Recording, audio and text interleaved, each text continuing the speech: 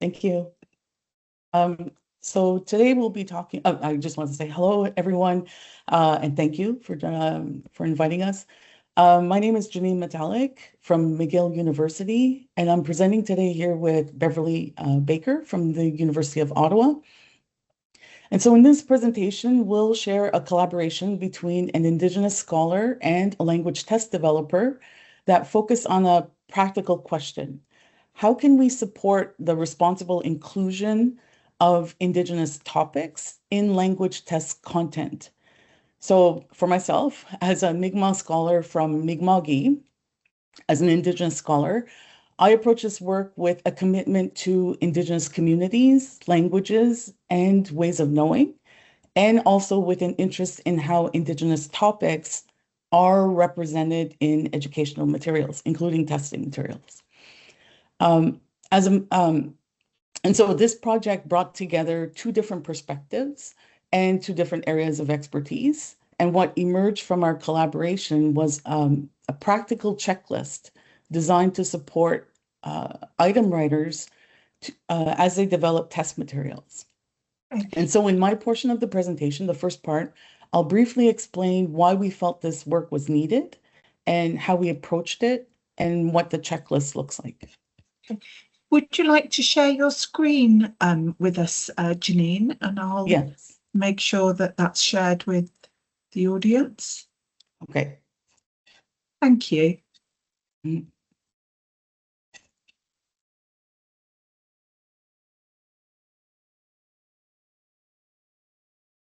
This.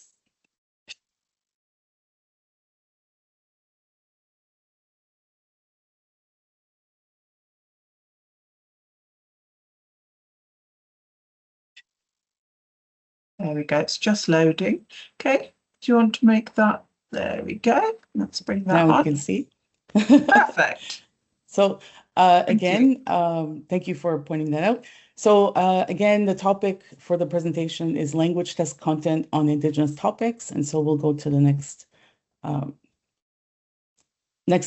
slide. So over the past several years, Indigenous topics have become more visible in educational materials, including language assessments. And in many ways, this is a positive development. It reflects a growing recognition of Indigenous histories, knowledges, and contemporary realities.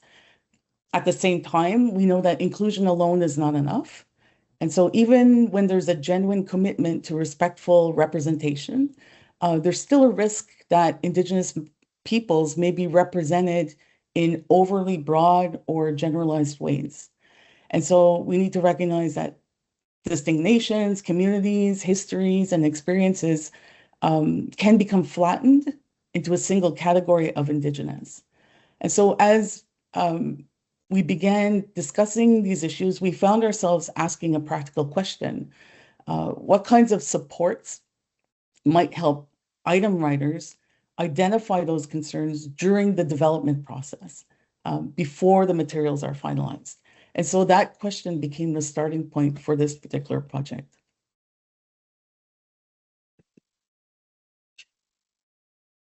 One aspect of the project that became especially important was the collaboration itself.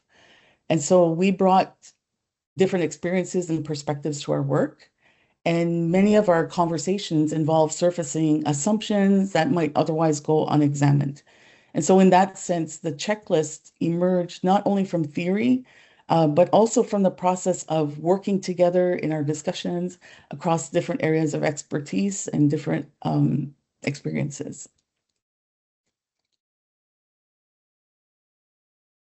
So the primary outcome of this collaboration was a practical checklist for item writers.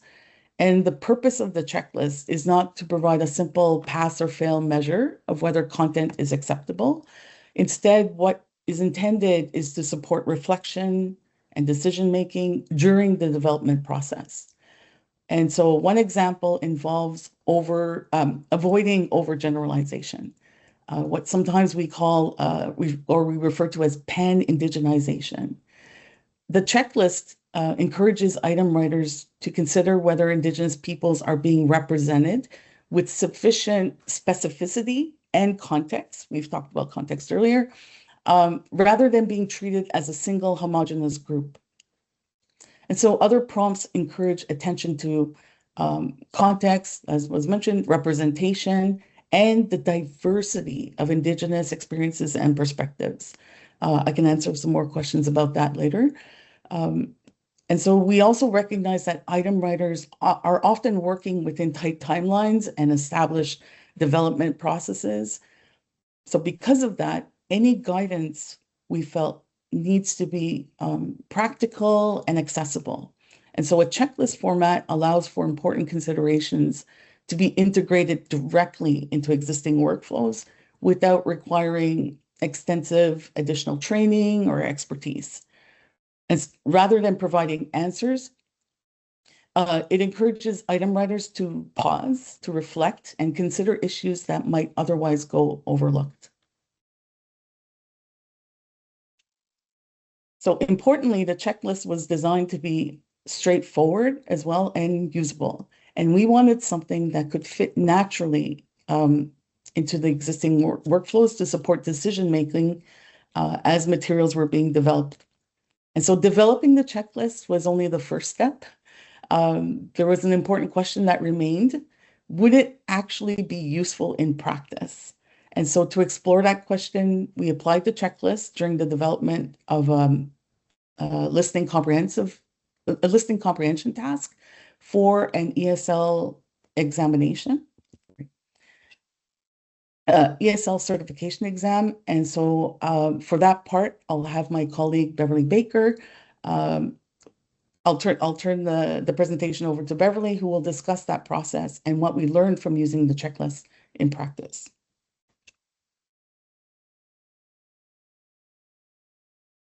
Thanks a lot, Janine.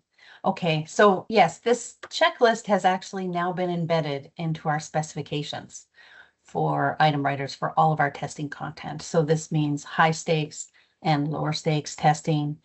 And in addition, French testing as well as English testing, because we do testing in our setting in both languages.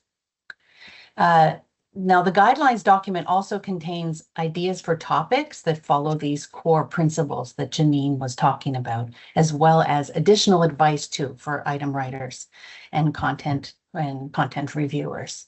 For example, in long listening passages, the guidelines state it'd be preferable we do it sort of a podcast format, a podcast dialogue.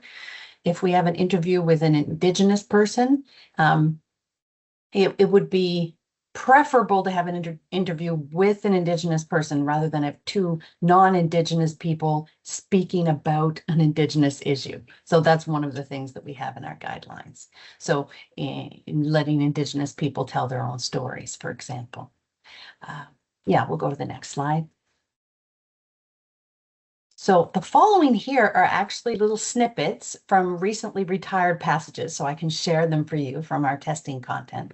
And they were revised with reference to the guidelines and the checklist. So you see in the first one, the original text was actually guilty of two issues. An overgeneralization, as Janine was talking about, pan-indigenisation, and also non-specification of individual nations or communities. And so we were able to revise that test item with reference to the guidelines. The second one's from a closed passage about traditional medicines. Now, we shouldn't really validate Indigenous concepts, ideas, or beliefs by comparing them in this way to Western ones. And so this was something that, even with my good intentions and wanting to include Indigenous topics before getting involved with Janine, it was the kind of thing that would have gone over my head and that I would not have noticed myself if Janine hadn't pointed it out to me. So we'll go to the next slide. So to what we learned. So this shows that we need more than good intentions, right? So as the last example shows, right? It requires really careful attention to how representation is handled. And going back to what Nahal said in her first presentation, we were fighting against an artificial sense of inclusion, and we wanted meaningful inclusion of Indigenous content. The second thing we learned is that relationships matter. So the way we work together and the way we set our relationship from the beginning of our collaboration, really, it shaped the outcome of the work in the end and continues to, right? And the third thing, yeah, the third thing is that practical tools like this checklist can support more responsible practices, but they still require ongoing reflection, right? And this also is, I'll throw back again to something Nahal said about invisibility versus erasure, right? There are patterns in tests and testing materials where there's a dominance of whiteness, Western colonial settler representation. We know that representations are not neutral. And so we have to continue to reflect on this with every new passage we create, with every review of the content that we have. And so that's it for us, and we look forward to your questions. Thank you so much, Janine and Beverly. I'll start with a very, very specific question. So the example that you gave about sage and vitamin K, could you elaborate why that was unacceptable? Janine, would you like to maybe take this one? I'm trying to put myself back in that space again. Yeah, from when we had our conversation. Yeah. Yeah, exactly. It was sort of, I can provide a little more context, because the whole tone of the passage was like, oh, Indigenous people, have treated this as a medicine for thousands of years, and look, they're right, because recent studies, clinical studies, have shown the health benefits of sage. Something like that was the tone of it. Yeah, so that's some of the things that I would notice in either reading passages or hearing passages, is this idea of how Indigenous peoples were just treated as one homogeneous group. And so even our discussions within the Canadian context, we still see that happening often, that when the general public talks about Indigenous people, there are comments made. And at the same time, I would question, or I would encourage people to say, well, which group are you specifically speaking about? We have so many different First Nations in Canada, and we also have the Inuit, and we also have the Métis people. And so making a comment simply about Indigenous peoples, for example, do soapstone carving, is not specific enough, in the sense of, well, maybe the soapstone carving is only done by the Inuit, but not by the Métis or not by other First Nations groups. And so this was an example that we wanted to show here, that we could be more specific in who we're talking about when we're including Indigenous content or topics, or we're talking about Indigenous people. And so in this case, the better passage would have been, or would have read, the Inuit peoples are traditionally associated with the art form of soapstone carving, rather than the generic Indigenous people do soapstone carving. And so that's one piece, the overgeneralization or the non-specificity when talking about individual nations or communities. And then the other part about the traditional medicines, I think we have to be very careful, in the sense of, especially when we're putting Indigenous knowledges, in the context against Western concepts or Western ideas, and the sense that, or Western science, for example, and that we're somehow validating, something the way it's written. So the example was found in cuisines all over the world. Sage is high, in such nutrients as vitamin K, and known as a powerful antioxidant and antiseptic. Sometimes we could read that and say, oh, well, are we talking about science, or are we talking about Indigenous knowledges? And we just want to avoid, validating or having the perception of validating Indigenous knowledge through a different lens. And so in that sense, I was providing more of an Indigenous lens to our conversations, and just highlighting some of the passages that we could improve and be more specific. And maybe going back to Sonia's question there, she had said, why is the second example unacceptable? Like, I think that it might be mistaken to think of things as acceptable versus unacceptable. There's a lot more nuance there. In looking at this and having our conversations, we thought, well, you know, we can be more nuanced about how we say that. This is an awkward way of discussing traditional Indigenous. No, there would be a better way of doing it. And so it wasn't about right versus wrong so much. It was a much more nuanced discussion that we were having. Yes, it is often in the nuance, isn't it? And that's why this is such a complex topic. It's not dichotomous, this is right, this is wrong. In a way, both are right or both are wrong. And that's the biggest dilemma often, choosing between a right and a right, you know, something that is right for one context, but not another. So moving on to a broader question, this is a question from Harish. And he says, I agree that certain genders, accents, cultures are overrepresented in test material. But since assessments aren't supposed to be the perfect representation of the world, why are we not using non-specification as the main strategy? For example, using person instead of man conceptually.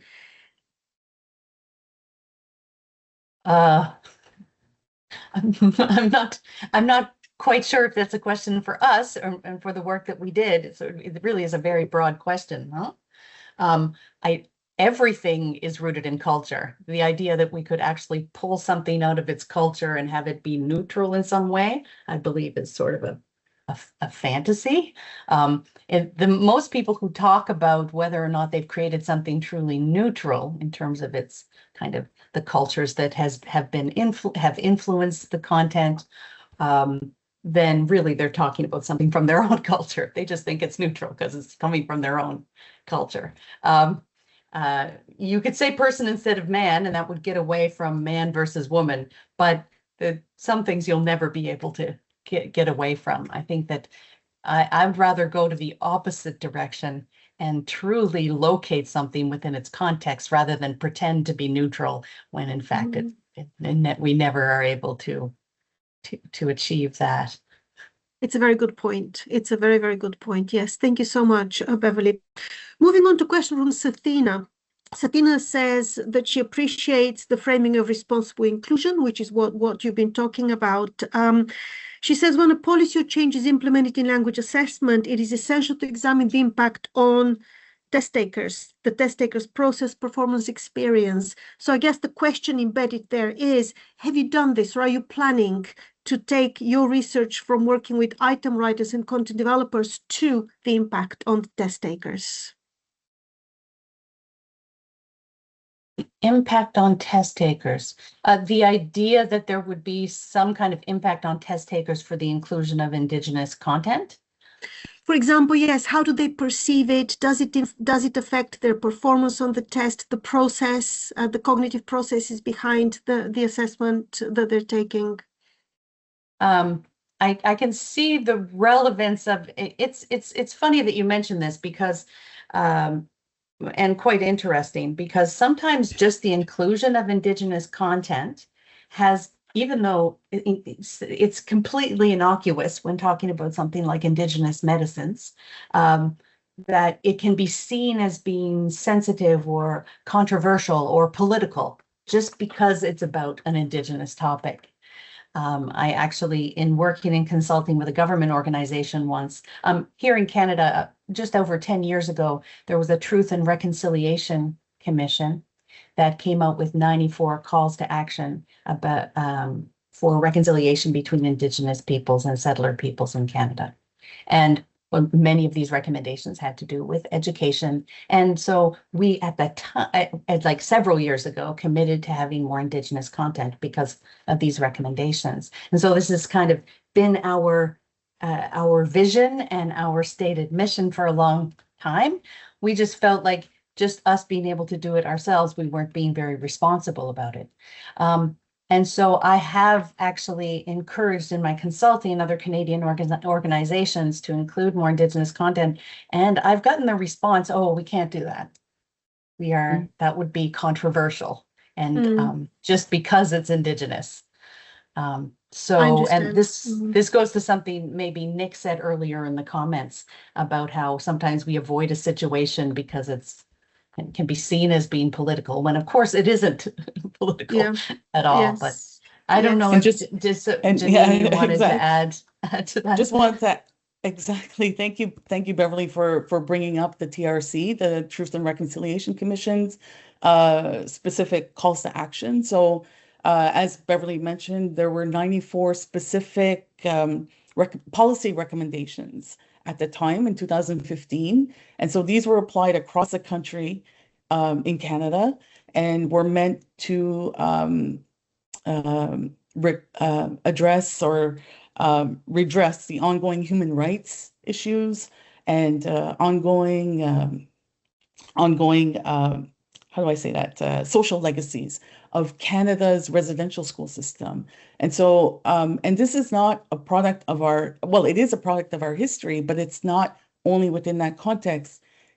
Our contemporary realities, as I mentioned in the first slide, are that we still live with these effects. And so as a person who, personally, I did not attend residential schools. This was the last residential school in Canada closed in 1996.